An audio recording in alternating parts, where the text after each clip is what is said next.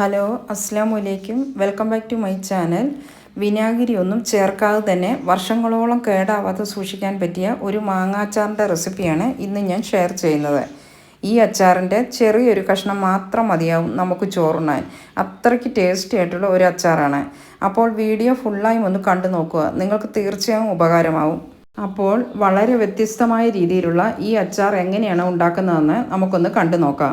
ഈ അച്ചാർ തയ്യാറാക്കാനായി നല്ല മൂത്ത് വിളഞ്ഞ മാങ്ങ തന്നെ വേണം തിരഞ്ഞെടുക്കാൻ. മാത്രമല്ല അത്യാവശ്യം നല്ല ഉള്ളുകട്ടിയുമുള്ള മാങ്ങയായിരിക്കണം. മാങ്ങ തിരഞ്ഞെടുക്കുമ്പോൾ ഈ കാര്യങ്ങളൊക്കെ ഒന്ന് ശ്രദ്ധിക്കണം.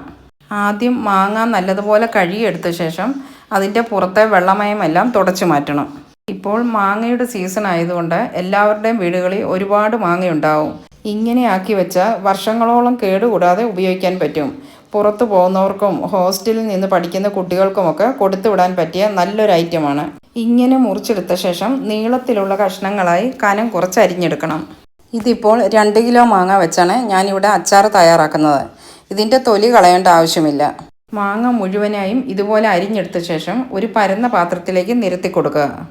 നമ്മൾ എടുക്കുന്ന മാങ്ങയുടെ അളവിനനുസരിച്ച് 1-2 പരന്ന പാത്രത്തിലാക്കി ഒന്നൊന്നിൽ തൊടാതെ നിരത്തിയിട്ട് കൊടുക്കുക. ഇനി ഈ മാങ്ങ 1-2 മണിക്കൂറൊന്ന് നല്ല വെയിലത്തൊന്ന് വെച്ച് കൊടുക്കണം. ഒരുപാട് ഉണക്കേണ്ട ആവശ്യമില്ല. ഇതിലുള്ള വെള്ളത്തിൻ്റെ അംശം ജസ്റ്റ് ഒന്ന് വലിഞ്ഞു കിട്ടിയാൽ മാത്രം മതി. ഈ മാങ്ങ നല്ലെണ്ണയിൽ വറുത്താണ് നമ്മൾ അച്ചാറിടുന്നത്. ഇങ്ങനെയൊന്ന് വെയിൽ കൊള്ളിച്ചെടുത്താൽ എണ്ണയുടെ അളവ് നമുക്ക് കുറയ്ക്കാൻ പറ്റും. ഞാൻ നല്ല വെയിലത്ത് 2 മണിക്കൂർ വെച്ച ശേഷം എടുത്ത മാങ്ങയാണിത്. ഇങ്ങനെ തൊട്ട് നോക്കുമ്പോൾ കയ്യിൽ ഒട്ടിപ്പിടിക്കാത്തതുപോലെ മുകളിലത്തെ വെള്ളമയമെല്ലാം ഒന്ന് മാറിക്കിട്ടിയാൽ മാത്രം മതി. ഇനി നമുക്ക് ഈ മാങ്ങ നല്ലെണ്ണയിലൊന്ന് വറുത്തെടുക്കണം. ചൂടായ ഒരു പാനിലേക്ക് കുറച്ച് നല്ലെണ്ണ ഒഴിച്ചു കൊടുക്കുക. ഇതിലേക്ക് എരിവില്ലാത്ത കാശ്മീരി മുളക് അതിൻ്റെ ഞെടുപ്പ് മാറ്റിയ ശേഷം ഇട്ട് കൊടുത്ത് വറുത്തെടുക്കുക. ഞാനൊരു 20 മുളക് വരെ എടുത്തിട്ടുണ്ട്. എണ്ണ നല്ലതുപോലെ ചൂടായ ശേഷം മുളക് ഇട്ട് കൊടുത്ത് വറുത്തെടുക്കുക. നമ്മൾ സാധാരണ അച്ചാറിടുന്നത് പോലെ ഇഞ്ചിയോ വെളുത്തുള്ളിയോ ഒന്നും തന്നെ ആവശ്യമില്ല. തികച്ചും വ്യത്യസ്തമായ രീതിയിലാണ് ഈ അച്ചാർ ഉണ്ടാക്കുന്നത്. നല്ലെണ്ണയിൽ മുളക് വറുത്ത് പൊടിച്ചാണ് നമ്മൾ ചേർക്കുന്നത്.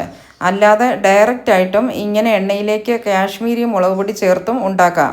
പക്ഷേ ഇങ്ങനെ നല്ലെണ്ണയിൽ വറുത്ത് തരിതരിയായി പൊടിച്ചെടുക്കുന്നതാണ് കൂടുതൽ ടേസ്റ്റ് കിട്ടുന്നത്. മുളക് മൂത്തതിന് ശേഷം എണ്ണയിൽ നിന്ന് കോരിയെടുക്കുക. ആ എണ്ണയിലേക്ക് 2-3 തണ്ട് കറിവേപ്പില കൂടി ഇട്ട് കൊടുത്ത് വറുത്തെടുക്കുക. മുളക് മൂക്കാറാവുന്ന സമയം അതിൻ്റെ കൂട്ടത്തിൽ തന്നെ കറിവേപ്പില ഇട്ട് കൊടുത്തും വറുത്തെടുക്കാം. ഇത് ശരിക്കും ഒരു പഴയകാല വിഭവമാണ്. ഈ വീഡിയോ നിങ്ങൾക്ക് ഇഷ്ടമാവുന്നുണ്ടെങ്കിൽ ഒന്ന് ലൈക്ക് ചെയ്തേക്കണേ. സബ്സ്ക്രൈബ് ചെയ്യാതെ കാണുന്നവരുണ്ടെങ്കിൽ പ്ലീസ് ഒന്ന് സബ്സ്ക്രൈബ് ചെയ്യുക. മറക്കാതെ ബെല്ലൈക്കണും ഓൾ എന്ന ഓപ്ഷനും കൂടി ക്ലിക്ക് ചെയ്യുക. ഇനി ഈ എണ്ണയിലേക്ക് തന്നെ കായവും ഇട്ട് കൊടുത്ത് ചൂടാക്കിയെടുക്കാം. ഞാൻ ഇതുപോലുള്ള 2 പീസ് കട്ടക്കായമാണ് എടുത്തിരിക്കുന്നത്. കട്ടക്കായം ആയതുകൊണ്ടാണ് എണ്ണയിൽ ഇട്ട് കൊടുത്ത് ചൂടാക്കിയെടുക്കുന്നത്. കായവും മൂത്തതിന് ശേഷം എണ്ണയിൽ നിന്ന് കോരിയെടുക്കുക. ഇതിൻ്റെ എല്ലാം ചൂട് മാറിയതിന് ശേഷം വേണം പൊടിച്ചെടുക്കാൻ. ഇതിനിയും ചൂട് മാറാനായി മാറ്റിവെക്കാം. ഇനിയും ഈ എണ്ണയിലേക്ക് നമ്മൾ 2 മണിക്കൂർ വെയിൽ കൊള്ളിച്ച ശേഷം മാറ്റി വെച്ചിരിക്കുന്ന മാങ്ങ കുറച്ചായി ഇട്ട് കൊടുത്ത് വറുത്തെടുക്കുക. നമ്മൾ ഈ മാങ്ങയിൽ ഉപ്പൊന്നും ചേർക്കാതെയാണ് വറുത്തെടുക്കുന്നത്. ഉപ്പ് നമ്മൾ പിന്നീട് ചേർക്കത്തേ ഉള്ളൂ. ഒരു മീഡിയം ഫ്ലെയിമിൽ വെച്ച് വേണം വറുത്തെടുക്കാൻ. നമ്മൾ മുഴുവൻ മാങ്ങയും കൂടെ ഒരുമിച്ചെടുത്ത് വറുത്തെടുക്കാൻ നോക്കിയാൽ നല്ലെണ്ണ ഒരുപാട് വേണ്ടി വരും. അതുകൊണ്ട് ഇങ്ങനെ കുറച്ചായി ഇട്ട് കൊടുത്ത് വറുത്തെടുക്കുക. നമ്മൾ സാധാരണ കായൊക്കെ വറുത്തെടുക്കുമ്പോൾ ഒരു കിലുങ്ങണ സൗണ്ട് കേൾക്കുമല്ലോ. ഇത് വറുത്തെടുക്കുമ്പോൾ അത്രയും സൗണ്ടൊന്നും കിട്ടില്ല. എന്നാലും ഒരു ചെറുതായി ഒരു സൗണ്ട് വരും. അതാണ് ഇതിൻ്റെ പരുവം. ഏകദേശം ഒരു ചുമന്ന കളറാവും. ആ ഒരു സമയമാകുമ്പോൾ എണ്ണയിൽ നിന്ന് കോരിയെടുക്കണം. നമ്മൾ പൊട്ടറ്റോ ഒക്കെ വറുത്തെടുക്കുന്നത് പോലെ വറുത്തെടുക്കണം. മാങ്ങ ഇങ്ങനെ നല്ലെണ്ണയിൽ വറുത്തെടുക്കുമ്പോൾ ഒരു പ്രത്യേക ടേസ്റ്റ് തന്നെയാണ്. ഏതച്ചാറിനും നല്ലെണ്ണ തന്നെയാണ് നല്ലത്. ഇതിൻ്റെ കളറൊക്കെ മാറി ഇങ്ങനെ ചെറുതായിട്ടൊന്ന് കിലുങ്ങുന്ന ടൈം ആകുമ്പോൾ എണ്ണയിൽ നിന്ന് കോരിയെടുക്കുക. എണ്ണ മുഴുവനായി മാറ്റിയ ശേഷം വേണം കോരിയെടുക്കാൻ. ഉപ്പൊന്നും പുരട്ടാതെയാണ് നമ്മളിത് വറുത്തെടുത്തിരിക്കുന്നത്. ഒരേ കനത്തിലൊക്കെ അരിഞ്ഞെടുത്താൽ നമുക്ക് ഒരുപോലെ തന്നെ വറുത്തെടുക്കാൻ പറ്റും. ബാലൻസ് ഉള്ള മാങ്ങയും ഇതുപോലെ തന്നെ വറുത്തെടുക്കുക. ഇപ്പോൾ മാങ്ങ ഒരുപാട് കിട്ടുന്ന സമയമാണല്ലോ, വിലക്കുറവുമാണ്. ഈ ഒരു സമയം വേണം ഇങ്ങനെയൊക്കെ ഉണ്ടാക്കി വെക്കാൻ. ഓരോ സ്ഥലത്തും ഓരോ രീതിയിലാണ് ഈ അച്ചാർ ഉണ്ടാക്കുന്നത്. എല്ലാ അച്ചാറുകളിലും നമ്മൾ വിനാഗിരി ചേർക്കാറുണ്ട്. എന്നാൽ ഈ ഒരു അച്ചാറിൽ ഒട്ടും വിനാഗിരി ചേർക്കാതെ തന്നെ വളരെ കാലം കേടുകൂടാതെ സൂക്ഷിക്കാൻ പറ്റുന്ന വളരെ ടേസ്റ്റി ആയിട്ടുള്ള ഒരു മാങ്ങ അച്ചാറാണിത്. നമ്മൾ ഈ അച്ചാറിന് വേണ്ടി മാങ്ങ തിരഞ്ഞെടുക്കുമ്പോൾ നല്ല പുളിയുള്ള നല്ല വിളഞ്ഞ മാങ്ങ തന്നെ തിരഞ്ഞെടുക്കാൻ പ്രത്യേകം ശ്രദ്ധിക്കണം. ഇങ്ങനെ മാങ്ങ മുഴുവനായും വറുത്ത് വെച്ചു. ഇനി നമ്മൾ വറുത്ത് വെച്ചിരിക്കുന്ന കായ ഒന്ന് ചെറുതായി ഒന്ന് പൊട്ടിച്ചെടുക്കണം. കട്ടക്കായം ചേർക്കുമ്പോഴാണ് കൂടുതൽ ടേസ്റ്റ് കിട്ടുന്നത്.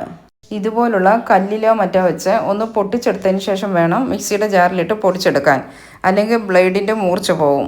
ഇനി മിക്സിയുടെ ജാറിലേക്ക് നമ്മൾ വറുത്ത് വെച്ചിരിക്കുന്ന വത്തൽ മുളകും കറിവേപ്പിലയും ചേർത്ത് കൊടുക്കുക. നല്ലെണ്ണയാണ് ഈ അച്ചാറിൻ്റെ ടേസ്റ്റ് കൂട്ടാൻ ഒരു കാരണം. വെളിച്ചെണ്ണയിൽ ഒരിക്കലും ഇതുണ്ടാക്കരുത്. ഏത് അച്ചാറിനും നല്ലെണ്ണയാണ് ഏറ്റവും നല്ലത്. ഈ അച്ചാർ നമ്മൾ ഉണ്ടാക്കിയ ഉടനെ തന്നെ ഉപയോഗിച്ചാൽ അത്രയ്ക്ക് ടേസ്റ്റ് കിട്ടില്ല. കുറഞ്ഞതൊരു 2 ആഴ്ചയെങ്കിലും വെച്ചിട്ട് ഉപയോഗിക്കുമ്പോഴാണ് മസാലയൊക്കെ അതിൽ പിടിച്ചിട്ട് നല്ല സെറ്റായി കിട്ടുമ്പോൾ ഒരു അടിപൊളി ടേസ്റ്റ് തന്നെയാണ്. നമ്മൾ പൊട്ടിച്ചു വെച്ചിരിക്കുന്ന കായവും ചേർത്ത് കൊടുത്ത് എല്ലാം കൂടി പൊടിച്ചെടുക്കുക. നല്ല ഫൈൻ പൗഡറായി പൊടിച്ചെടുക്കരുത്. ഇങ്ങനെ ചെറിയൊരു തരിതരിപ്പോടു കൂടി പൊടിക്കുമ്പോഴാണ് കൂടുതൽ ടേസ്റ്റ് കിട്ടുന്നത്. നമ്മളെല്ലാം വറുത്ത ശേഷം ബാലൻസ് വന്ന എണ്ണ മറ്റൊരു പാത്രത്തിലേക്ക് ഒഴിച്ചു മാറ്റി വെക്കുക. ഈ എണ്ണ കളയരുത്, നമുക്ക് ആവശ്യമുണ്ട്. ഇനി എണ്ണമയമുള്ള ഈ പാത്രത്തിലേക്ക് 2-3 ടേബിൾ സ്പൂൺ എരിവുള്ള മുളക് പൊടി ചേർത്ത് കൊടുക്കുക. എരിവൊക്കെ നമ്മുടെ ഇഷ്ടത്തിനനുസരിച്ച് ചേർത്ത് കൊടുക്കുക. ഇതിലേക്ക് 2 ടേബിൾ സ്പൂൺ ഉലുവാപ്പൊടിയും 1/2 ടീസ്പൂൺ മഞ്ഞൾപ്പൊടിയും ചേർത്ത് കൊടുക്കുക. വറുത്ത് പൊടിച്ചു വെച്ചിരിക്കുന്ന ഉലുവാപ്പൊടിയാണ് ചേർത്ത് കൊടുത്തത്. സ്റ്റൗ ഓണാക്കാതാണ് ഈ പൊടികളെല്ലാം ഇട്ട് കൊടുത്തത്. ഇനി സ്റ്റൗ ഓണാക്കിയ ശേഷം ഒരു ലോ ഫ്ലെയിമിൽ വെച്ച് ഈ പൊടികളെല്ലാം ഒന്ന് ചൂടാക്കിയെടുക്കുക. നമ്മൾ എടുക്കുന്ന മാങ്ങയുടെ അളവിനനുസരിച്ച് പൊടികളുടെ അളവിൽ വ്യത്യാസം വരുത്താം. നമ്മൾ ഇതിൽ ചേർത്ത പൊടികളുടെ എല്ലാം പച്ചച്ചോ എന്ന് മാറുന്നത് വരെ ഇളക്കി കൊടുക്കണം. പൊടികളെല്ലാം കരിഞ്ഞു പോകാതെ പ്രത്യേകം ശ്രദ്ധിക്കണം. ഒരു ലോ ഫ്ലെയിമിൽ വെച്ച് മാത്രമേ ചൂടാക്കിയെടുക്കാവൂ. ഇതിൻ്റെ എല്ലാം പച്ചച്ചോ എന്ന് മാറിയ ശേഷം നമ്മൾ മിക്സിയിൽ പൊടിച്ചു വെച്ചിരിക്കുന്ന പൊടി ചേർത്ത് കൊടുക്കുക. നല്ലെണ്ണയിൽ വറുത്തെടുത്ത എരിവില്ലാത്ത മുളകും കായവും കറിവേപ്പിലയും എല്ലാം കൂടി പൊടിച്ചെടുത്തതാണിത്. ഇത് നമ്മൾ നേരത്തെ വറുത്തെടുത്തതായതുകൊണ്ട് ഒരുപാട് സമയം ഇളക്കി കൊടുക്കണ്ട. ജസ്റ്റ് എല്ലാം കൂടി ഒന്ന് മിക്സ് ചെയ്തെടുത്താൽ മാത്രം മതി. ഇനി ഇതിലേക്ക് നമ്മൾ വറുത്ത് വെച്ചിരിക്കുന്ന മാങ്ങ ചേർത്ത് കൊടുക്കുക. നമ്മൾ നല്ലെണ്ണയിൽ വറുത്ത് കോരി മാറ്റി വെച്ചിരുന്ന മാങ്ങയാണിത്. എല്ലാം കൂടി നന്നായിട്ടൊന്ന് മിക്സ് ചെയ്തെടുക്കുക. നമ്മൾ ഇതിൽ ചേർത്ത പൊടികളെല്ലാം മാങ്ങയുടെ എല്ലാ സൈഡിലും എത്തത്തക്കതുപോലെ നന്നായിട്ട് തന്നെ മിക്സ് ചെയ്തെടുക്കണം. ഇനി ഉപ്പ് കൂടി നമുക്ക് ചേർത്ത് കൊടുക്കാനുണ്ട്. നമ്മൾ മാങ്ങയ്ക്കകത്ത് ഉപ്പില്ലാതാണ് റെഡിയാക്കി എടുത്തിരിക്കുന്നത്. അതും കൂടെ കൂട്ടി വേണം ഉപ്പ് ചേർത്ത് കൊടുക്കാൻ. ഞാൻ 2 ടേബിൾ സ്പൂൺ ഉപ്പാണ് ചേർത്ത് കൊടുക്കുന്നത്. നമ്മൾ എടുക്കുന്ന മാങ്ങയുടെ പുളിക്കനുസരിച്ച് വേണം ഉപ്പും എരിവും എല്ലാം ചേർത്ത് കൊടുക്കാൻ. ലോ ഫ്ലെയിമിൽ വെച്ച് വേണം ഇത് റെഡിയാക്കി എടുക്കാൻ. ഇതിങ്ങനെ ലോ ഫ്ലെയിമിൽ വെച്ച് 4-5 മിനിറ്റ് നേരം വളരെ സാവധാനം ഇളക്കി കൊടുക്കണം. വളരെ ക്ഷമയോട് മാത്രമേ ഇതൊക്കെ ചെയ്തെടുക്കാൻ പറ്റൂ. ഇതിൽ അച്ചാർ പൊടിയോ വിനാഗിറോ ഒന്നും ചേർക്കുന്നില്ല. ഒരുപാട് ഇൻഗ്രീഡിയൻസ് ഒന്നും ഇതിനാവശ്യമില്ല. ഇങ്ങനെ ഒരു അച്ചാർ ഉണ്ടെങ്കിൽ നമുക്ക് ചോറിൻ്റെ കൂടെ വേറെ കറിയുടെ ഒന്നും ആവശ്യമില്ല. ഇങ്ങനെ ഒരു അച്ചാർ മാത്രം മതി ചോറ് കഴിക്കാൻ. എല്ലാം കൂടി നല്ലതുപോലെ മിക്സ് ആയി കഴിഞ്ഞാൽ ഈ ഒരു സമയം ഇതിലേക്ക് നമ്മൾ നേരത്തെ വറുത്തതിൻ്റെ മാറ്റി വെച്ചിരിക്കുന്ന നല്ലെണ്ണയിൽ നിന്ന് 3-4 ടേബിൾ സ്പൂൺ ചേർത്ത് കൊടുക്കുക. ഇങ്ങനെ എണ്ണ ചേർക്കുമ്പോൾ മാങ്ങയിലേക്ക് ഈ പൊടികളെല്ലാം നല്ലതുപോലെ പിടിച്ചു കിട്ടും. ഇത് മറ്റ് അച്ചാറുകൾ പോലെ ഒരുപാട് ലൂസായിട്ടല്ല ഇരിക്കുന്നത്. ഇത് കാണുമ്പോൾ നിങ്ങൾക്കറിയാം നല്ല ഡ്രൈ ആയിട്ടാണ് ഇരിക്കുന്നത്. ഇത് ഇരിക്കും തോറും ഇതിൻ്റെ ടേസ്റ്റ് കൂടിക്കൂടി വരും. അങ്ങനെ ഒരു പ്രത്യേകത കൂടി ഈ അച്ചാറിനുണ്ട്. ലോ ഫ്ലെയിമിൽ വെച്ച് വളരെ സാവധാനം വേണം ഇതൊക്കെ ചെയ്തെടുക്കാൻ. ഇനി സ്റ്റൗ ഓഫ് ചെയ്യാം. നമ്മുടെ എണ്ണമാങ്ങ ഇവിടെ റെഡി ആയിട്ടുണ്ട്. അപ്പോൾ ഇത്രയേ ഉള്ളൂ. വളരെ എളുപ്പത്തിൽ നമുക്ക് തയ്യാറാക്കാൻ പറ്റുന്ന നല്ല ടേസ്റ്റി ആയിട്ടുള്ള, ഒട്ടും വിനാഗിരി ഒന്നും ചേർക്കാത്ത, മാത്രമല്ല കൂടുതൽ കാലം നമുക്ക് സൂക്ഷിച്ചു വെക്കാനും പറ്റുന്ന മാങ്ങ അച്ചാർ ഇവിടെ റെഡി ആയിട്ടുണ്ട്. ഇഞ്ചിയോ വെളുത്തുള്ളിയോ ഒന്നും ചേർക്കാതെ വളരെ കുറച്ച് ഐറ്റംസ് വെച്ച് മാത്രമാണ് നമ്മളിത് തയ്യാറാക്കിയിരിക്കുന്നത്. നമുക്ക് വർഷങ്ങളോളം സൂക്ഷിച്ചു വെച്ച് ഉപയോഗിക്കാൻ പറ്റുന്ന ഒരു വിഭവമാണിത്. അതുകൊണ്ട് മാങ്ങ കൂടുതലുള്ള സമയം കുറച്ച് കൂടുതൽ അളവിൽ ഉണ്ടാക്കി വെക്കുക. മറ്റുള്ള അച്ചാർ പോലെ ഇത് ലൂസായിട്ടല്ല ഇരിക്കുന്നത്, നല്ല ഡ്രൈ ആയിട്ടാണ് ഉള്ളത്. ഇതിൻ്റെ ഒരു കഷ്ണം മാത്രം മതി നമുക്ക് ഊണ് കഴിക്കാൻ.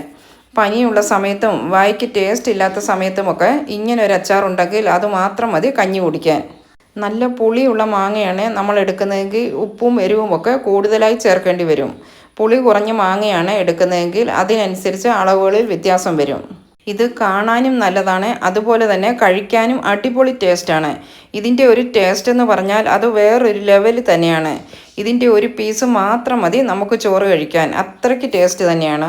ഇതുപോലൊക്കെയുള്ള ഗ്ലാസ് ബോട്ടിലുകളിൽ സൂക്ഷിച്ചു വെക്കാൻ പ്രത്യേകം ശ്രദ്ധിക്കണം. കൂടുതലൊക്കെ അച്ചാറുള്ളപ്പോൾ 2-3 കുപ്പികളിലായി ഇട്ട് വെക്കുക. ഒന്നിലെ തീർന്നതിന് ശേഷം മാത്രം അടുത്ത കുപ്പി തുറക്കുക. ഒരു വലിയ കുപ്പിയിൽ മാത്രമായിട്ട് ഇട്ട് വെക്കരുത്. ഈ അച്ചാറിൻ്റെ പ്രത്യേകത ഇത് ഉണ്ടാക്കി കഴിഞ്ഞാൽ ഉടനെ തന്നെ എടുക്കരുത്. മിനിമം ഒരു 2 ആഴ്ച വരെ വെച്ചതിന് ശേഷം മാത്രമേ കഴിക്കുമ്പോഴാണ് ടേസ്റ്റി ആവുന്നത്. ഇത് ഇരിക്കും തോറുമാണ് ഇതിൻ്റെ ടേസ്റ്റ് കൂടുന്നത്. യാതൊരു കെമിക്കലും ചേർക്കാതെ ഇങ്ങനെ ടേസ്റ്റി ആയിട്ടുള്ള ഈ അച്ചാർ നമുക്ക് വീട്ടിലും ഉണ്ടാക്കി കഴിക്കാം. കുപ്പിയുടെ വക്കിലുള്ള അച്ചാറൊക്കെ ഒരു ടിഷ്യൂ കൊണ്ടോ മറ്റോ തുടച്ചു മാറ്റിയതിന് ശേഷം വേണം അടച്ചു കൊടുക്കാൻ. ഇതേ രീതിയിൽ തയ്യാറാക്കി വെച്ചാൽ ഒട്ടും തന്നെ കേടാകാതെ നമുക്ക് വർഷങ്ങളോളം ഉപയോഗിക്കാം. ഇത് മിനിമം ഒരു 2 ആഴ്ച വരെ മൂടി തുറക്കാതെ വെച്ച് ഉപയോഗിക്കുക. നല്ലെണ്ണ ഉപയോഗിച്ചിരിക്കുന്നതുകൊണ്ട് ഒരുപാട് വർഷം കേടുകൂടാതെ നമുക്ക് ഉപയോഗിക്കാം. പുറത്തൊക്കെ പോകുന്നവർക്കും ഹോസ്റ്റലിൽ നിന്ന് പഠിക്കുന്ന കുട്ടികൾക്കുമൊക്കെ കൊടുത്തുവിടാൻ പറ്റിയ അടിപൊളി അച്ചാറാണിത്. നമ്മൾ അച്ചാർ എടുക്കാൻ ഉപയോഗിക്കുന്ന സ്പൂണൊക്കെ ഒട്ടും വെള്ളമില്ലാത്ത നല്ല ഡ്രൈ ആയിട്ടുള്ള സ്പൂൺ കൊണ്ട് തന്നെ എടുക്കാൻ പ്രത്യേകം ശ്രദ്ധിക്കണം. ഇങ്ങനെയുള്ള ഐറ്റംസൊക്കെ എല്ലാ കടകളിലും കിട്ടില്ല. പലർക്കും ഇതിൻ്റെ പ്രിപ്പറേഷൻ അറിയാത്തത് കൊണ്ടാണ് ചെയ്യാൻ പറ്റാത്തത്. അങ്ങനെയുള്ളവർ ആദ്യം ചെറിയ അളവിൽ ഉണ്ടാക്കി നോക്കുക. അത് സക്സസ് ആയാൽ കൂടുതൽ അളവിൽ ഉണ്ടാക്കി വെക്കുക. ഈ അച്ചാർ ഞാനിവിടെ ചെറിയ രീതിയിൽ സെയിൽ ചെയ്യുന്നുണ്ട്. താല്പര്യമുള്ളവർ ഈ സ്ക്രീനിൽ കാണുന്ന നമ്പറിൽ വാട്സപ്പ് മെസ്സേജ് ചെയ്യുക. അപ്പോൾ നിങ്ങളും ഇതൊന്ന് ട്രൈ ചെയ്ത് നോക്കുക. നിങ്ങൾക്ക് തീർച്ചയായും ഇഷ്ടപ്പെടും. ട്രൈ ചെയ്ത ശേഷം നിങ്ങളുടെ അഭിപ്രായങ്ങൾ കമൻസിലൂടെ അറിയിക്കുക. അപ്പോൾ മറ്റൊരു നല്ലൊരു വീഡിയോയുമായി നമുക്ക് വീണ്ടും കാണാം.